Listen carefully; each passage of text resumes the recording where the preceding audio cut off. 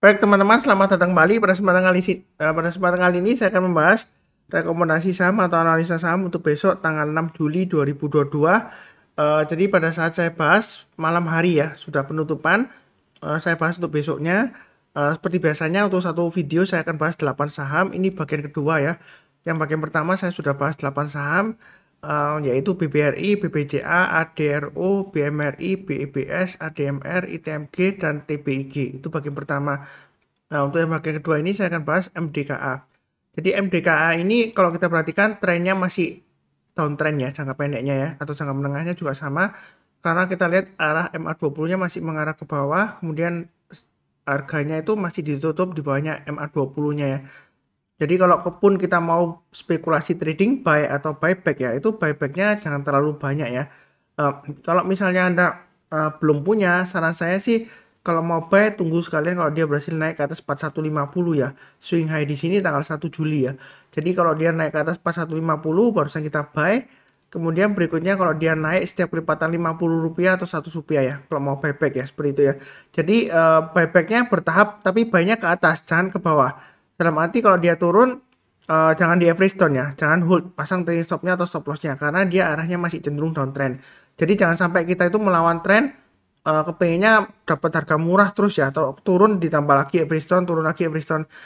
Masalahnya, ya kalau dia bisa berhasil naik lagi dan tembus lagi ke harga 5.225 lah, kurang lebih begitu. Tapi kalau dia turunnya dalam terus ya, resikonya dia nanti makin dalam ya seperti itu ya. Jadi kita itu jangan memaksakan diri, jangan sampai kita itu melawan tren ya. Jadi belinya tunggu aja kalau dia sudah naik ke atas 4150 baru kita buy. Buy-nya bertahap. Kalau misalnya sudah punya, sudah buy, jangan lupa pasang trailing stopnya di 4000 dan 3900 ya. Jadi kalau dia turun di bawahnya 3900, saran saya sih lebih baik jual dulu semuanya ya. Seperti itu ya. Karena kalau dia masih di bawahnya 4150 ya, itu resikonya masih cenderung tinggi ya. Jadi seperti itu ya. Jangan memaksakan diri ya. Kalau dia turun lagi ya lebih baik pasang trailing stopnya atau stop lossnya seperti itu ya. Kalau Anda misalnya nggak yakin, ya jual dulu 50%-nya ya seperti itu ya. Paling nggak kalau kita jual 50% ya win-win solution lah ya. Kalau besoknya dia berhasil rebound ya paling nggak kita untung masih jual 50% ya. Tapi kalau dia besoknya turun lagi ya kita juga win juga. Dalam arti ya untung sudah jual sebagian ya seperti itu ya. Jadi kalau turun di bawah 4.000 jual dulu 50%, turun di bawah 3.900 lebih baik jual dulu semuanya karena arahnya masih mengarah ke bawah. Nah, kurang lebih seperti itu ya untuk MDKA. Berikutnya untuk PTBA. Hari ini rebound naik kencang dan area buy on weakness untuk PTBA ini sudah saya gambarkan di dua area ya, 4130 dan 3710. Jadi yang ngikutin channel saya harusnya sudah buy back ya untuk PTBA ya karena dia sudah berhasil naik ke atas 3710. Kalau naik lagi ke atas 3930 sesuai dengan garis yang sudah saya gambarkan boleh tambah lagi atau average up ya. Target price berikutnya di 4130. Mau buy sekarang boleh nggak Pak Sunar? Boleh aja kalau mau buy sekarang tapi buy-nya bertahap aja ya. Setiap kelipatan 50 atau Rp100 ya kita boleh tambah lagi atau average up ya. Target price-nya di 428 4250, berikutnya lagi di 4520 ya, kurang lebih seperti itu untuk PTBA. Jadi untuk PTBA ini masih sebenarnya selama dia bertahan di atasnya 3710 ya, dia masih cukup bagus lah ya. Memang sideways-nya dia lumayan lebar ya, 3710 sampai dengan sekitar 4130 ya ini areanya ya. Jadi kita lihat di sini tradingnya jangan terlalu banyak ya. Seperti itu ya, bertahap aja, kalau naik kita tambah lagi, tapi kalau turun jangan di average down ya, pasang trailing stopnya atau stop lossnya. Kurang lebih sih seperti itu ya, cukup ya. Oke, berikutnya untuk Antam. Nah, Antam ini sebenarnya untuk Antam itu masih cenderung downtrend ya. Kalau buy sekarang ya, itu masih resiko. Saran saya untuk Antam, tunggu aja kalau dia sudah berhasil naik ke atas 2020 baru kita buy. Kenapa kok belinya di atas Pak Sunar, nggak beli di bawah? Di bawah kan belinya murah Pak Sunar, karena sebelumnya kalau kita lihat di sini ini area 1720 kan sudah lumayan bagus ya area supportnya. Memang sih kalau mau buy sekarang ya saya nggak ngelarang. Cuma saya sebutkan ini downtrendnya masih cukup kuat ya seperti itu ya. Walaupun candlenya sudah hijau hari ini, um, itu sebenarnya masih belum benar-benar aman ya. Kita banyak tunggu naik ke atas 2020 aja barusan kita buy. Atau paling cepat lah ya kalau mau curi start istilahnya, curi start ya di 1900 ya. Atau naik, atau kalau naik ke atas 1840 lah ya. kita buy naik ke atas 1900 tambah lagi atau average up. Kemudian kalau dia berhasil naik ke atas 2020 garis tebal yang saya gambarkan ini, kalau mau tambah lagi atau buy agak banyakan boleh ya, karena kalau kita perhatikan kalau dia berhasil naik ke atas 2020 dan selama dia bertahan di atasnya 2020, untuk Antam ini kemungkinannya masih bisa naik sekitar area 2300 ya, seperti itu ya. Jadi kita belinya bertahap ke atas bukan ke bawah. Saran saya jangan di every stone ya, karena kalau dia turunnya dalam, Antam ini resikonya juga bisa tinggi ya, seperti itu ya. Karena kalau kita lihat dari mundur ke belakang ya, dia naik dalam, dia turunnya juga bisa dalam ya. Walaupun dia sempat rebound, tapi kalau dia turun lagi ya dia bisa dalam banget ya, seperti itu ya. Ini kebetulan pandemi juga, dia turunnya dalam ya. Jadi jangan sampai kita itu memaksakan diri ya, seperti itu ya. Baiknya bertahap aja, mudah-mudahan dia berhasil naik lagi ke atas 2020 ya. Kurang lebih seperti itu untuk Antam. Berikutnya Harum. Nah, Harum ini ada yang tanya ke saya, Mas Sunar, apakah Harum ini bisa naik tinggi seperti sebelumnya ya? Padahal Harum ini sudah saya sebutkan ya, area support psikologisnya sekitar 2090, maksimum di 1975 ya. Jadi kalau turun di bawahnya itu harusnya sih sudah jual ya, kalau yang ngikutin saya ya, seperti itu ya. Nah, kalau kita perhatikan memang ini area support terdekatnya kurang lebih di area ini sebelumnya ya. Kalau saya gambarkan di sini, ini sekitar area 1450-an ya. Kurang lebih lah ya. Jadi kalau dia turun lagi di bawah 1450, saran saya sih jual dulu sebagian ya, 50% ya. Kalau sudah punya, turun lagi di bawah 1375, saran saya sih jual dulu semuanya. Itu untuk Harum bagi yang sudah punya. Yang kalau mau buy, misalnya kalau mau trading buy di Harum ya, kira-kira buy-nya kapan Pak Sunar? Buy sekarang boleh nggak? Belum ya. Kalau mau trading buy di Harum, paling nggak tunggu kalau dia sudah berhasil naik.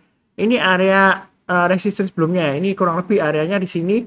Kalau kita perhatikan sekitar 1755 sebentar bentar ya, 1700-an ya. Jadi saya gambarkan sekitar 1700 saja ya. Tunggu kalau dia berhasil naik ke atas 1700 barusan kita buy ya. Itu kalau yang mau trading buy di Harum ya. Paling cepat di sini ya. Itu spekulasi buy on weakness. Kenapa kok tunggunya di atas? Karena ini downtrendnya masih kuat ya. Jadi downtrendnya ini masih kuat. Kita jangan sampai melawan trennya. Walaupun ini wah candle hijau Mas Sunar, volumenya tinggi. Kemudian kalau kita lihat asing naik tinggi. Yang penting kita jangan lihat asingnya ya. Yang penting pergerakan harganya ya. Walaupun asing itu koleksi banyak atau net buy besar, tapi kalau harganya turun terus ya percuma dong. Kita nggak bisa cuan atau nggak bisa profit ya. Jadi kita belinya bertahap aja. Lebih baik tunggu ke atas 1700 ya. Belinya bertahap, setiap lipatan Rp50 atau Rp100 kalau kita mau tambah lagi atau average up silakan ya. Jadi kalau masih di bawahnya 1700 resikonya masih terlalu besar ya. Kurang lebih seperti itu ya. Berikutnya untuk tower, nah ini sudah saya sebutkan garis-garisnya 1085, 1130. Yang sudah punya ya tinggal pasang aja trailing stopnya di 1100 dan 1085 ya. Jadi kalau turun di bawahnya 1085 lebih baik sih jual dulu semuanya. Kalau misalnya sudah jual semuanya, misalnya sudah kena trailing stop ya, kita buyback kembali di mana? Buybacknya ada dua area ya. Kalau mau buy on weakness tunggu di area 1000 ya atau 1040 ya. Artinya kalau dia turun di bawahnya 1040 atau di bawahnya 1000, kita belinya kalau sudah berhasil rebound atau mantul ke atas. Jadi seperti ini ya. Dia koreksi, kemudian besoknya kalau dia berhasil rebound, mantul ke atas, di sana kesempatan kita untuk buy. Nah, kondisi seperti ini kalau misalnya belum punya atau sudah jual, ya kita buy high sell higher. Kalau misalnya buy on weakness nggak dikasih. Jadi naik ke atas 1130 kita buy, naik lagi ke atas 1170 tambah lagi atau average up. Target price berikutnya di area 1225. Itu untuk tower ya. Ini saya ambil garisnya di sini ya. Swing high-nya 1225, area resistance berikutnya untuk tower. Ya kurang lebih cukup ya untuk tower ya. Oke, berikutnya untuk BP. BP memang sudah pernah saya sebutkan. Ini area istilahnya sebelumnya dia membentuk pattern seperti rounding bottom ya. Kemudian dia breakout. Target price-nya 180 memang belum tercapai. Dia capainya sampai 150 ya. Yang ngikutin saya harusnya sudah pasang trailing stop ya, karena ini garisnya sudah saya gambarkan garis-garisnya. Nah di sini dia akan menguji resistance 130. Yang belum punya, kalau mau buy ada dua pilihan, tunggu buy on weakness lagi di area 106 ya. Jadi ini sudah saya gambarkan sebelumnya. Kalau ngikutin saya, kalau sudah pasang automatic order buy ya, ini sudah harusnya sudah buy ya, sudah kena ya. Naik ke atas 118 boleh tambah lagi atau average up ya. Nah kalau buy on weakness nggak dikasih, kalau misalnya mau trading buy di BP ya kita buy high sell higher. Jadi naik ke atas 130 kita buy. Berikutnya boleh setiap kelipatan Rp20 ya, atau Rp10 kalau dia naik lagi kita tambah lagi. Jadi naik ke atas 140 kita tambah lagi, naik ke atas 150 boleh tambah lagi ya. Target price berikutnya di 180. Itu untuk BP ya. Kalau mau buy sekarang bagaimana Pak Suntar? Memang MA20-nya ini masih cenderung melanda ya. Walaupun ini masih naik sedikit ya seperti itu, tapi melanda ya. Kita buy-nya jangan terlalu banyak kalau mau buy sekarang. Kalau dia naik lagi ke atas 130 boleh tambah lagi atau average up ya. Strateginya seperti itu. Kurang lebih cukup ya untuk BP. Berikutnya untuk UNTR. UNTR untuk area buy on weakness sudah saya gambarkan ya. Ini saya garis tebelin ya, 27700. Tadi ada yang tanya ke saya, apakah ketinggalan Pak Sunar untuk beli UNTR? Nggak ketinggalan ya kalau mau beli sekarang ya. Karena kalau kita lihat ini sudah saya gambarkan area buy on weakness-nya, kalau dia berhasil naik ke atas 27700 kita buy. Buy-nya bertahap aja. Kalau dia naik ya, naik ke atas 28475, kita boleh tambah lagi atau average up. Ini garis saya ya. Berikutnya setiap kelipatan Rp100 ya. Kalau dia naik lagi kita boleh tambah lagi.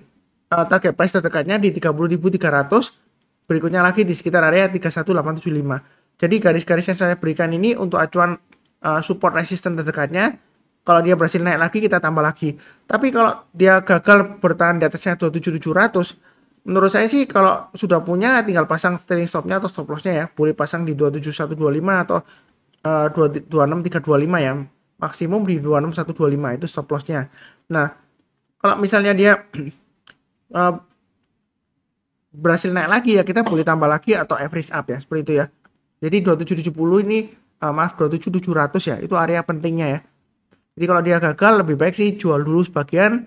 Kalau dia turun lagi ya jual dulu semuanya, seperti itu ya. Ini garis-garisnya, terserah Anda mau pakai acuan 27125 atau 26325 maksimumnya. Tapi yang jelas di sini swing low-nya di 26125 ya kemarin ya.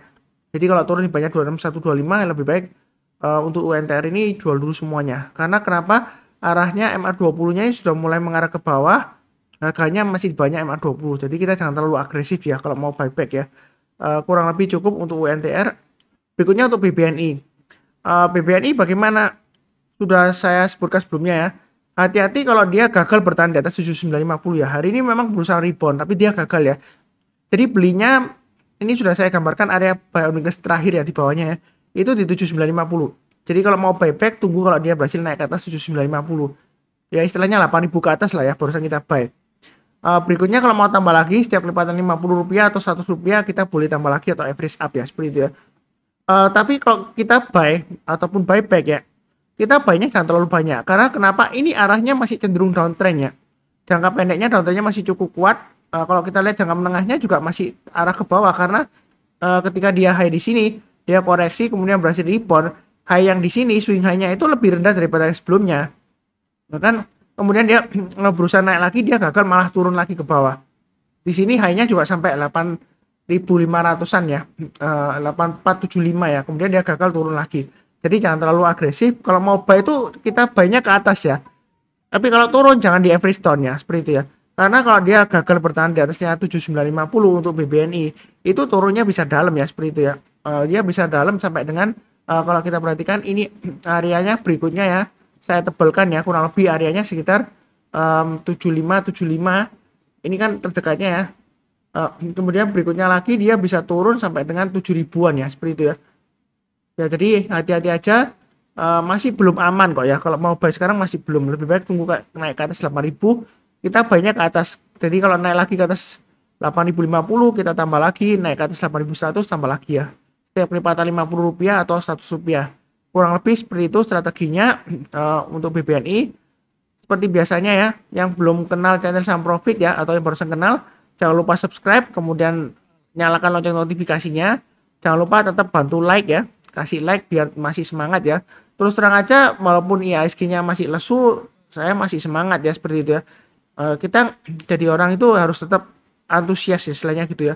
Jadi jangan sampai kita itu nggak antusias terus patah semangat terus akhirnya keluar dari market ya, enggak ya. Jadi market kadang-kadang koreksi itu ya kita santai aja, jangan terlalu panik juga. Orang-orang bilang Indonesia akan masuki resesi, padahal ya masih belum pasti ya, seperti itu ya.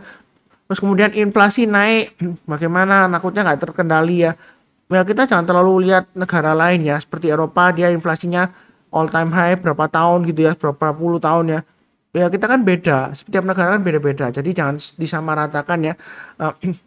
Eh, seperti itu ya. Memang ada yang terakhir takut-takutin katanya APBN-nya bisa jebol lah untuk subsidi dan sebagainya. Saya yakin sih pemerintah Indonesia itu masih mampu ya mengatasinya ya. Jadi kita jangan terlalu panik. Kita sudah melewati beberapa krisis kok ya. Jadi kita jangan terlalu takut ya seperti itu ya. Yang penting fokus kepada saham-saham yang ada di portfolio kita masing-masing dan juga watchlist-nya, baik itu investasi maupun trading ya. Itu saran saya. Jadi jangan terlalu panik terus eh misalnya sahamnya masih bagus uptrendnya misalnya ya. Terus Anda takut panik ya Anda jual ya akhirnya Anda rugi ya seperti itu. Ya kurang lebih seperti itulah ya. Seperti biasanya saya doakan selalu semuanya selalu sehat selalu, damai dan sejahtera selalu. Amin. Terima kasih banyak. Sekian.